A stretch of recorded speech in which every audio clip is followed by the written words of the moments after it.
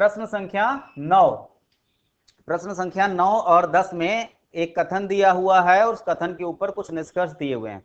कथनों और निष्कर्षों को अध्ययन करने के बाद आपको सवाल का उत्तर देना है, प्रश्न का उत्तर देना है बाद में, ठीक है। तो पहला कथन क्या है कि सभी बिल्लियां कुत्ते हैं। सभी बिल्लियां,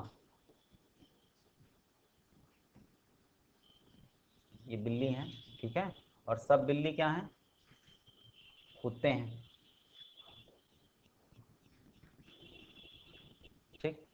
सभी बिल्लियां कुत्ते हैं, कोई भी कुत्ता चूहा नहीं है, कोई भी कुत्ता चूहा नहीं है, ठीक है। वैसे भी कुत्ता चूहा नहीं होता, मगर यहाँ पे इन सब बातों का कोई मतलब नहीं होता, ठीक है। कोई कुत्ता चूहा नहीं ऐसा दिया हुआ है, ठीक है।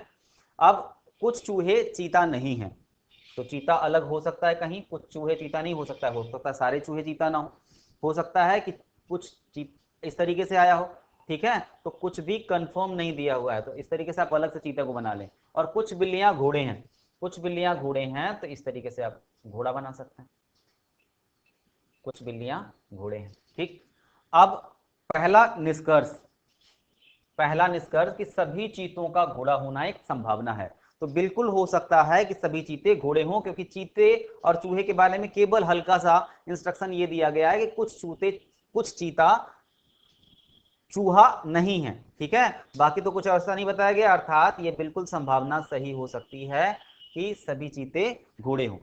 दूसरा, कुछ चीते कुत्ते हैं, हो सकते हैं, कुछ चीते कुत्ते हो सकते हैं, और कोई कुत्ते चीता नहीं है, ये भी हो सकता है। तो या तो ये सही होगा, क्योंकि दोनों आपस में कंट्राडक्टरी हैं, ठीक है। आप समझ, दोनों विरोधाभासी हैं, अर्थात या तो दूसरा सही होगा या तीसरा सही होगा। तो आपका उत्तर क्या होगा, सी, केवल एक कथन और या तो दूसरा या तो तीसरा का अनुसरण करता है, ये सही होगा प्रश्न संख्या 9 का उत्तर, ठीक है।